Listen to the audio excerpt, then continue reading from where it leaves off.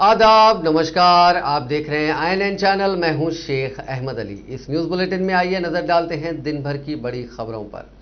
रियासती हुकूमत ने माशी तौर पर पसमानदा तबकात यानी इकोनॉमिकली वीकर सेक्शंस को तालीम और मुलाजिमतों में 10% तहफुजात फराहम करने से मुताल्लिक सरकारी अहकाम जारी कर दिए हैं, जिसके तहत आइंदा तालीमी साल से माशी तौर पर पसमानदा तबकात को मुख्तलिफ तालीमी इदारों में 10% तहफुजात पर अमलावरी शुरू होगी, जबकि सरकारी मुलाजिमतों के तकर्रुरात में भी उन अहकामात पर अमलावरी होगी। चीफ मिनिस्टर चंद्रशेखर राव ने 21 जनवरी को माशी तौर पर पसमानदा तबकात यानी EWS को तालीम और मुलाजिमतों में 10% तहफुजात फराहम करने का ऐलान किया था। इस ऐलान के मुताबिक आज हुकूमत ने जियो जारी कर दिया है। मरकजी हुकूमत ने साल 2019 में दस्तूर की दफा 103 में तरमीम लाते हुए EWS तबकात को 10% तहफुजात फराहम किया था। मरकज के इस फैसले के बाद मुल्क की 19 रियासतों और 7 मरकजी जेर इंतजाम इलाकों में 10% EWS तहफुजात पर अमलावरी शुरू हो गई है, जबकि इस साल रियासती हुकूमत ने मरकज के इस तहफुजात पर अमल करने का फैसला किया है, जिससे मुल्क में EWS तहफुजात फराहम करने वाली रियासतों की तादाद 20 हो गई है। चीफ मिनिस्टर चंद्रशेखर राव ने EWS तहफुजात का ऐलान करते हुए इस बात को वाज़ेह किया था कि रियासत में पहले से मौजूद मुख्तलिफ तबकात के तहफुजात जूं का तूं बरकरार रहेंगे, जो 50% है। अब नए 10% तहफुजात में इजाफे के बाद रियासत में तहफुजात की हद 60% तक पहुंच गई है। ग्रेटर हैदराबाद म्युनिसिपल कॉरपोरेशन में मुंतखब कॉरपोरेटर्स 11 फरवरी को हलफ लेंगे और उसके बाद मेयर और डिप्टी मेयर का इंतखाब अमल में लाया जाएगा। GHMC के इलेक्शन ऑफिसर लोकेश कुमार ने यह बात बताई। उन्होंने बताया कि 11 फरवरी को सुबह 11:15 बजे तमाम 9 मुंतखब कॉरपोरेटर्स को काउंसिल हॉल में पहुंचने की हिदायत दी गई है। हर 9 मुंतखब कॉरपोरेटर अपने साथ कोई एक शिनाख्ती कार्ड रखे जिस पर उनकी तस्वीर हो। उन्होंने बताया कि GHMC के इजलास से मुताल्लिक खबलजी कॉरपोरेटर्स को इतला बजरिया लेटर दी गई है। उसी दिन 11 बजे 9 मुंतखब कॉरपोरेटर्स को हलफ दिलाया जाएगा। 11 फरवरी के इजलास में सिर्फ GHMC के कॉरपोरेटर्स को ही दाखिले की इजाज़त रहेगी। उनके रिश्तेदारों और हामियों को किसी भी सूरत में दाखिले की इजाज़त नहीं रहेगी। इजलास में शिरकत करने वाले हर रुकन को लाजमी तौर पर कोविड खवायद पर अमल करते हुए मास्क पहनना होगा। काउंसिल हॉल में जमातवारी असास पर रियासती इलेक्शन कमीशन की तजवीज़ के मुताबिक कॉरपोरेटर्स को सीट अलॉट किए गए हैं। हर एक कॉरपोरेटर को ओहदेदार बताएंगे कि उन्हें कौन सी सीट पर बैठना है। 11 फरवरी के इजलास पर पाए जाने वाले शुकूक को दूर करने के लिए GHMC के इलेक्शन डिपार्टमेंट या सेक्रेटरी से रब्त पैदा किया जा सकता है। उन्होंने कहा कि मेयर और डिप्टी मेयर के इंतखाब की तफसीलात सियासी जमातों को वाकिफ करवाने के लिए 9 फरवरी को GHMC में नुमाइंदगी करने वाली सियासी जमातों के नुमाइंदों के साथ एक इजलास मुनक्किद होगा और मेयर और डिप्टी मेयर के इंतखाब के तरीक़ेकार से वाकिफ करवाया जाएगा। सदर नशीन रियासती वक्फ बोर्ड मोहम्मद सलीम ने कहा है कि आज बोर्ड ने दरगाह जानुल्लाह शाह रहमतुल्लाह अलैह और कोकापेट के अराजियात के मसले पर कुछ फैसले लेते हुए कमेटियों की तनसीख का फैसला किया है। मोहम्मद सलीम ने आज वक्फ बोर्ड के इजलास के बाद मीडिया को इस सिलसिले में जानकारी दी।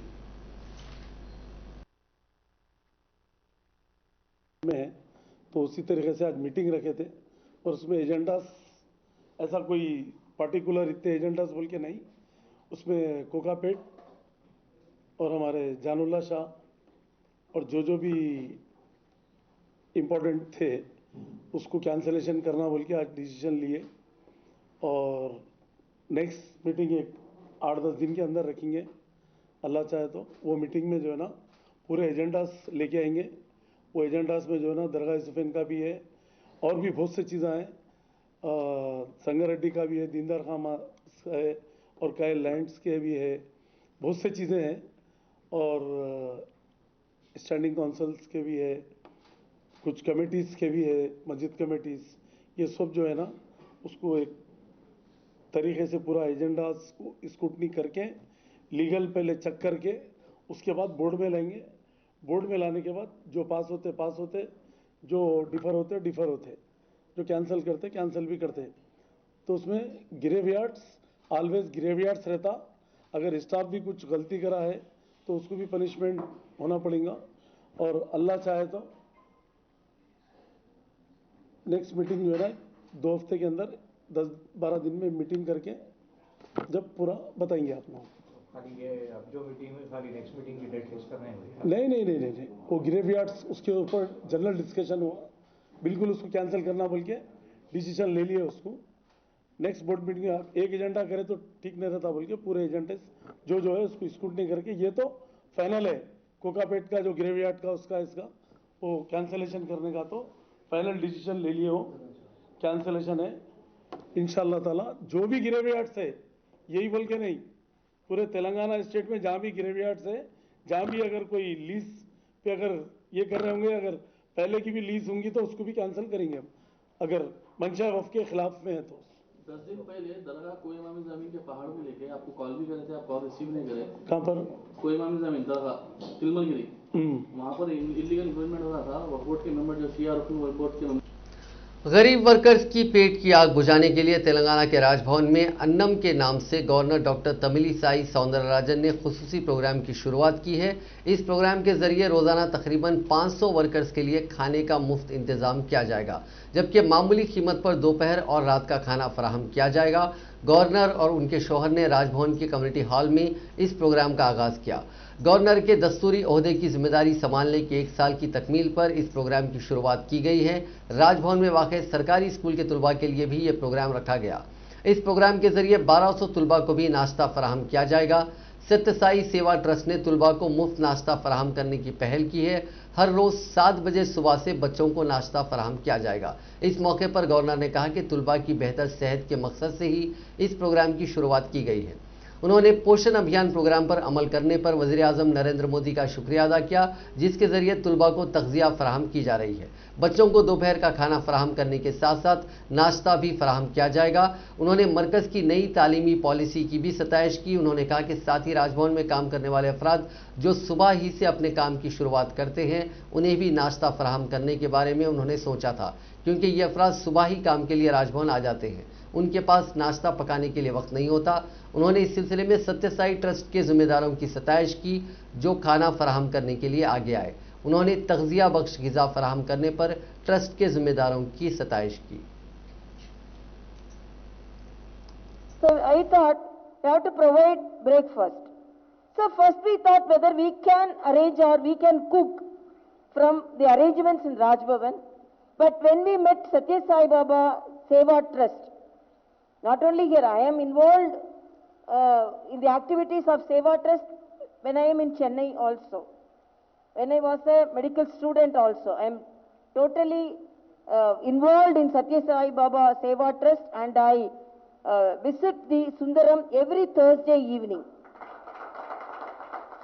So I always, Lord, whenever there is natural calamities, they arrange medical camps, and I have participated as a student in those medical camps also, my husband and myself. So I was very fortunate, the Raj Bhavan was very fortunate to meet them. When we were discussing about the implementation of breakfast program, we met them, and they offered, we are already giving breakfast to so many people, so we can offer it if some arrangements are made by Raj Bhavan. So immediately we had an arrangement with them, and I am very thankful to Satya Sai Baba Seva Trust for giving such a nutritious breakfast. As it is said here, tomato bath, pongal, wheat rava upma, puliora, green leafy vegetable rice, vegetable biryani. As it is said by Sudha Garu, it comprises of approximately 300 calories with fiber, nutrition, vitamins. So the malnourishment will be taken care of, and the children will be nourished with adequate nutritious material. So I really thank each and everyone. I don't want to take much of the time because children will be hungry. And another thing, I want to appeal the mothers of Telangana. There was a survey I saw in one of the media. Hyderabad city Congress committee minorities department के chairman Sameer Waliullah ने आज मुतालबा किया है कि हुकूमत तेलंगाना अक़लियती बहबूद के budget के बकाया जात फौरी जारी करे। एक सहाफती बयान में समीर वलीउल्लाह ने तशवीश का इजहार किया कि बजट 2020-21 में अक़लियती बहबूद के लिए मख्तस फंड्स के इजरा में ताख़ीर की वजह से हज़ारों अक़लियती तुलबा की तालीम मुतासिर हो रही है। उन्होंने बताया कि साल 2020-21 के बजट में मुख्तलिफ स्कीमों के लिए 1344 करोड़ रुपए मख्तस किए गए थे, लेकिन अब तक सिर्फ 908 करोड़ रुपए ही जारी करने के लिए बजट रिलीज ऑर्डर्स यानी BROs जारी किए गए हैं। बकिया रकम जारी ना होने की वजह से कम 10 बड़ी स्कीम्स मुतासिर हुई हैं, जिससे लाखों तुलबा के मुस्तकबिल को खतरा है। समीर वलीउल्लाह ने बताया कि Telangana state minorities residential schools and hostels के लिए 106 करोड़ 77 लाख रुपए मख्तस किए गए थे, लेकिन सिर्फ 53 करोड़ 38 लाख रुपए जारी किए गए। ऐसे ही इन स्कूल्स में राशन और दीगर अखराजात के लिए 106 करोड़ 21 लाख रुपए मख्तस किए गए थे, लेकिन 1 रुपया भी जारी नहीं किया गया। उन्होंने कहा कि सभी अकामती स्कूल्स दोबारा खुल चुके हैं, इसलिए इन स्कूल्स के लिए बकाया जात की रकम फौरी जारी की जाए। ऐसा ही कई दीगर स्कीमों के बकाया जात जारी करने का समीर वलीउल्लाह ने मुतालबा किया। इनमें शादी मुबारक स्कीम के 75 करोड़, स्कॉलरशिप्स के 51 crore 73 lakh, scholarships to minority students के लिए 18 crore 70 lakh, overseas study scheme for minorities के लिए 15 crore 63 lakh, subsidy for bank linked income generated schemes के लिए 4 करोड़ 26 लाख शामिल हैं। प्री मैट्रिक स्कॉलरशिप्स के करीब 30% बजट भी ज़ेर इल्तिवा है। समीर वलीउल्लाह ने मुतालबा किया है कि रियासती हुकूमत मक्का मस्जिद और शाही मस्जिद के लिए पूरी रकम 2 करोड़ 35 लाख रुपए जारी करे, ताकि रिपेयर और मेंटेनेंस के काम किए जा सके। तेलंगाना PCC के सदर व रुकने पार्लियामेंट नलगुंडा उत्तम कुमार रेड्डी ने बीजेपी के रियासती सदर बंडी संजय की जानिब से उन पर की गई तनकीदों की मजम्मत करते हुए चैलेंज किया कि बंडी संजय में अगर हिम्मत है तो चीफ मिनिस्टर चंद्रशेखर राव की बदनुमानियों के खिलाफ CBI तहकीकात करवाएं।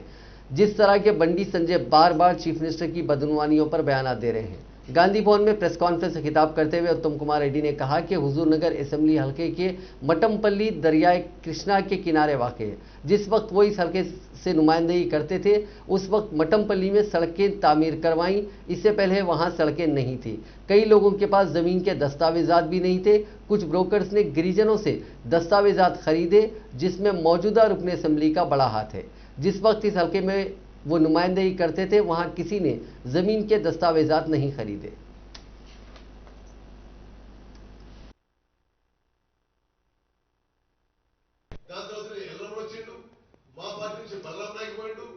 మరి కాంగ్రెస్ పార్టీ వాళ్ళు వారాల తరబడి అలా ధర్నా చేయడం జరిగింది.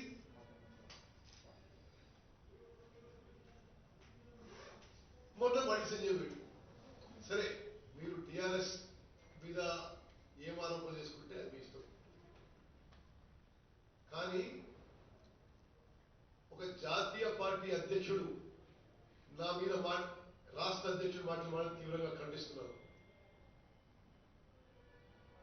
మోదీ కేసీఆర్ కారు డ్రైవ్ చేస్తున్నాడు, కేసీఆర్ మోదీ కారు డ్రైవ్ చేస్తున్నాడు మొదలదు, కానీ మా మీద అట్లా మాట్లాడదు. ఈ దిగజారుడు మాటలు సహించేది కాదు. భారతదేశానికి యుద్ధం చేసినా నేను, పాకిస్తాన్ చైనా సరిహద్దులో పనిచేసిన, 6 సార్లు గెలిచిన నేను, ఎమ్మెల్యే ఉన్న ఎంపీ ఉన్న ప్రాంతంలో ఏ ఒక్క ఓటర్ కూడా నా నిబద్ధత, నా చిత్తశుద్ధి, నా నిజాయితీ మీద ఏనాడు శంకించలేదు. మీరు పిచ్చి పిచ్చిగా మాట్లాడతారు. కార్పొరేటర్ స్థాయి వాళ్ళు రాష్ట్ర అధ్యక్షులు అయితే ఇట్లే ఉంటుంది. మీరు అసలు కల్వకుంట్ల చంద్ర तेलंगाना कानून साज काउंसिल के सदरनशीन गुत्था सुकेंद्र रेड्डी ने कहा है कि जमहूरियत में तशद्दुद और हमलों के जरिए कुछ भी हासिल नहीं किया जा सकता। गुज़िश्ता रोज सूर्यापेट जिले के मटमपल्ली में बीजेपी कायदीन और कारकुनों की जानिब से पुलिस पर किए गए हमले की उन्होंने सख्त मजम्मत की। नलगुंडा में मीडिया से बात करते हुए सुकेंद्र रेड्डी ने कहा कि रियासत की तरक्की में चीफ मिनिस्टर चंद्रशेखर राव संजीदगी पर किसी को भी शक व शुबा करने की जरूरत नहीं है। बाज़ कायदीन अपनी बखा के लिए चीफ मिनिस्टर पर बेजा तनकीदें कर रहे हैं। उन्होंने कहा कि चीफ मिनिस्टर पर गैर ज़रूरी तनकीदें करने और उनसे बदकलामी करने वाली अपोजिशन जमातों को उसका खुमियाजा भुगतना पड़ेगा। उन्होंने कहा कि मुत्तहिदा ज़िले नलगुंडा की जामे तरक्की पर चीफ मिनिस्टर खुसूसी तवज्जो मरकूज़ किए हुए हैं। उन्होंने कहा कि हालिया में 10 फरवरी को चीफ मिनिस्टर का जलसे आम है। अवाम को इस जलसे आम में भारी तादाद में शिरकत करते हुए उसे कामयाब बनाना चाहिए। नागार्जुना सागर के पानी को मजीद 5 असेंबली हलकों के बाकी बच जाने वाली अराजियात तक पहुंचाने के लिए हुकूमत ने 13 लिफ्ट इरिगेशन प्रोजेक्ट्स मंजूर किए हैं, जिस पर 3000 करोड़ रुपए खर्च किए जाएंगे। उन्होंने कहा कि ज़ेर इल्तिवा प्रोजेक्ट्स को मुकम्मल करने के लिए भी बजट में खातिर ख्वाह फंड्स मख्तस किए जाएंगे। उन्होंने कहा कि तेलंगाना की तश्कील के बाद रियासत तरक्की की राह पर गामजन है।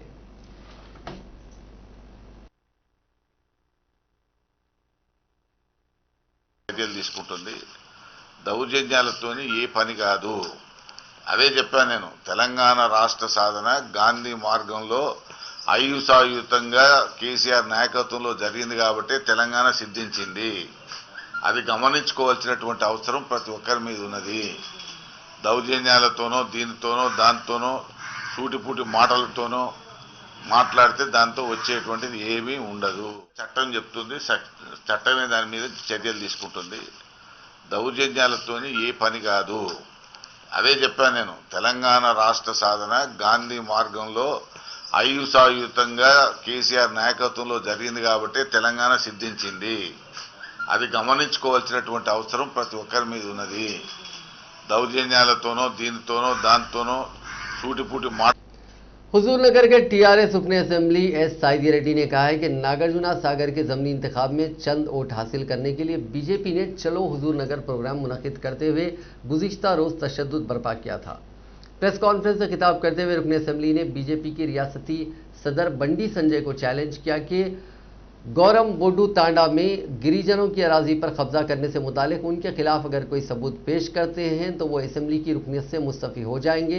साथ ही उन्होंने बंडी संजय से मुतालबा किया कि अगर वो साबित करने में नाकाम होते हैं तो ऐसी सूरत में बीजेपी की सदारत और लोकसभा की रुकनियत से मुस्तफ़ा होने के लिए तैयार रहें।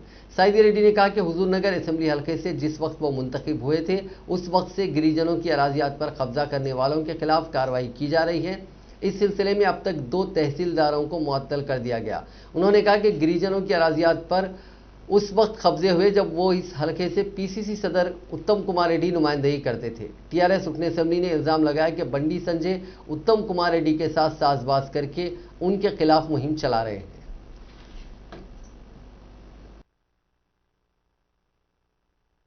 ఎలక్ట్రానిక్ మరియు ప్రింట్ మీడియా ప్రతినిధులకి పేరు పేరున నా హృదయపూర్వక నమస్కారాలు.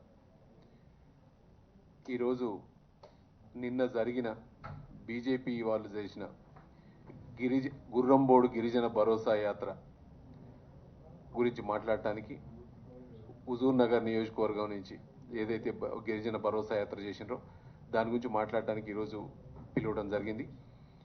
అయితే మీ అందరు కూడా చూసినారు నిన్న, అది గిరిజన భరోసా యాత్ర కాదు, గిరిజన వంచన యాత్రలాగా సాగింది అది.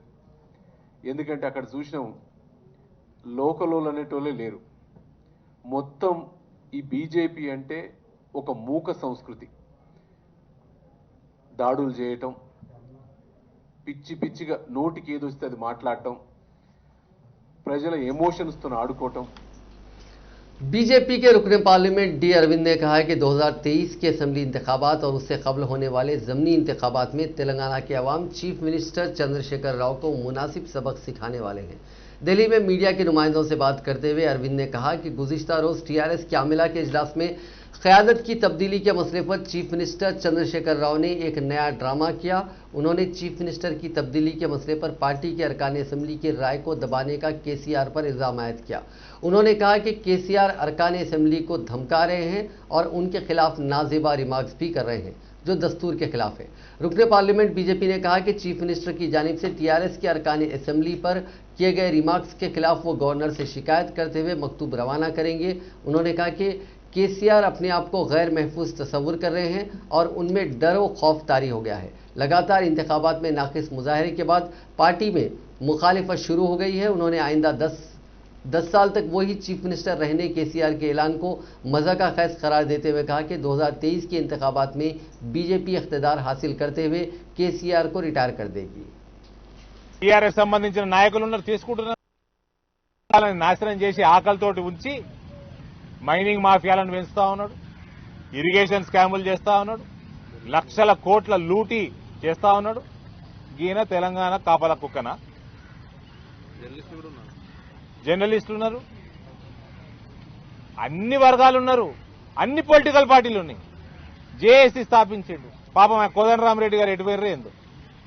ఈయన చేసిన అగౌరవపరిచినందుకు జయశంకర్ గారు ప్రాణాలు కూడా కోల్పోయిండు కుమిలిపోయి.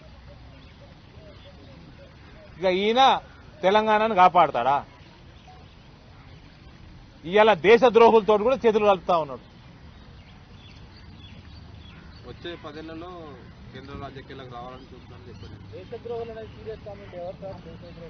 బాజాబ్తా దేశద్రోహులని ప్రోత్సహిస్తా ఉన్నాడు. రోహింగ్యాలకి మా బోధనలోనే వెళ్ళినాయి పాస్పోర్ట్. ఈయన ఎమ్మెల్యే ఇన్వాల్వ్ అయి ఉన్నాడు. టీఆర్ఎస్ సంబంధించిన నాయకులు ఉన్నారు, తీసుకుంటున్నాం కదా. कांग्रेस एमएलसी जीवन रेड्डी ने कहा है कि 12 साल जमीन पर कास्ट करने वाला जमीन का मालिक होता है। मीडिया से बात करते हुए उन्होंने कहा कि गिरिजनों की जमीन को बचाने के लिए उत्तम कुमार रेड्डी ने जद्दोजहद की है। उन्होंने कहा कि केसीआर की कार फिलहाल मोदी चला रहे हैं या फिर मोदी की कार केसीआर चला रहे हैं।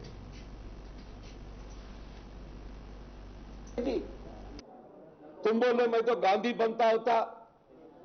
अरे गांधी बनना बोल के तुमको ख्वाहिश क्या है कि मगर अब तुम तो गांव से बन के तेलंगाना अवाम को गुमराह कर रहे हैं। तुम अब तो गार्ड से बनकर तेलंगाना अवाम को गुमराह कर रहे हैं। ये गए तो 7 साल में जो तेलंगाना, जो मुत्तेजा आंध्र प्रदेश में जैसा तेलंगाना था, उससे कमजोर पड़ गए।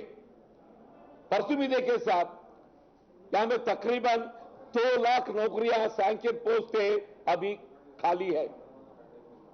2 लाख जगह 20 लाख बेरोजगार जो है, जो नौकरी के वास्ते फिर रहे। 20 लाख नौजवान लोग जो है नौकरी रोजगार, अगर तेलंगाना अलग रियासत बने तो हमको कुछ रोजगार मिलते बोल के यकीन से ये तेलंगाना अलग रियासत के वास्ते लड़े साहब। क्या हुआ? ऐसा पोस्ट खाली रखे। तुम सिर्फ अपने खानदान को देख लेना चाहते, सिर्फ आपके खानदान में कोई बेरोजगार नहीं रहना, आपको एक रहना, आपका बेटे को एक रहना, आपका बेटी को एक रहना, साधु का बेटे को एक रहना, दामाद को एक रहना।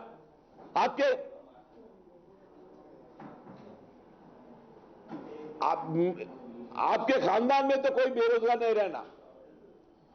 बस वही सिलसिला चल रहा है। मगर जो भी है, तुम जो तेलंगाना आवाम को, तेलंगाना रियासत को इंसल्ट करने की ऐसी कोई बात करे तो तेलंगाना की आवाम चुप बैठने वालों से नहीं है। तुम्हारे जो कल बात चले, तुम सीएम साहब 10 साल रहता हूं, क्या तुम्हारा सल्तनत है क्या जी तुम 10 साल रहने के वास्ते? अभी है 2 साल बाकी है आपका। ये 2 साल कैसे चला था पहले वो सोच लो। तुम समझ रहे होगा बेटी को देंगे बोल के समझे होगा, मगर जैसे अवाम में मुखाफलत आ रहे हैं पीछे हट गए। अवाम में जो मुखाफलत आ रहे हैं पीछे हट गए। मुत्तहदा रियासत आंध्र प्रदेश के साबिक chief minister YS Rajashekhar Reddy की दुख्तर शर्मिला की जानिब से नई सियासी जमात कायम करने की सहाफती गोशों में इत्तलात गश्त कर रही हैं। अगरचे कि शर्मिला की जानिब से या वाईएसआर खानदान के किसी एक फर्द ने भी नई सियासी जमात कायम करने की तस्दीक नहीं की, लेकिन बताया जाता है कि नई सियासी जमात की तश्कील से मुतालिक शर्मिला कल हैदराबाद के जुबली हिल्स में वाक़ लोटस पाउंड पर अपने शोहर ब्रदर अनिल के दफ्तर में एक अहम इजलास मुनक़िद करने वाली हैं। इस इजलास में वाईएसआर के साथ करीबी ताल्लुकात रखने वाले अहम कायदीन को मदऊ किया गया है। इस इजलास में नलगुंडा जिले के बास कायदीन को भी मदऊ किया गया है। समझा जाता है कि इस इजलास में शर्मिला नई सियासी जमात के ताल्लुक से फैसला करेंगी। महकमे जंगलात ने नीम दरख्त को काटने पर जुर्माना आयद किया। 8वीं जमात के एक तालिबे इल्म की शिकायत पर कार्रवाई की गई। हैदराबाद के सईदाबाद के इलाके में मकान की तामीर के दरमियान आने वाले 40 साल पुराने नीम के दरख्त को रात में काट दिया गया था और उसकी जड़ों को जलाने की कोशिश की गई। इन तमाम मामला को के आईनी शायद एक तालिबे इल्म ने टोल फ्री नंबर पर शिकायत दर्ज करवाई और कार्रवाई का मुतालबा किया। महकमे जंगलात ने कार्रवाई करते हुए दरख्त काटने वाले शख्स पर 62,075 रुपये का जुर्माना आयद किया और रकम वसूल की। हिंदुस्तान और पाकिस्तान की जंग के 50 साल की तकमील मुल्क गिर सतह पर अहद फातेह और इस जंग के हीरोज को तहनीत पेश करते हुए हिंदुस्तानी फौज मुल्क के नौजवानों को दिफाई खिदमत से जोड़ने के लिए एक मंसूबा बनाया है। आज INN से बात करते हुए lieutenant general RK Singh, group commander, headquarter Andhra और तेलंगाना सब एरिया ने कहा कि हमारी फौज 1971 के बाद असरी आले से लैस होते हुए मुल्क के दिफा की अहम जिम्मेदारी निभा रही है। 11 अक्टूबर को एक बड़े प्रोग्राम में तेलंगाना से ताल्लुक़ रखने वाले हिंदुस्तानी अफवाज के अहम ओहदेदारों को तहनीत पेश की जाएगी।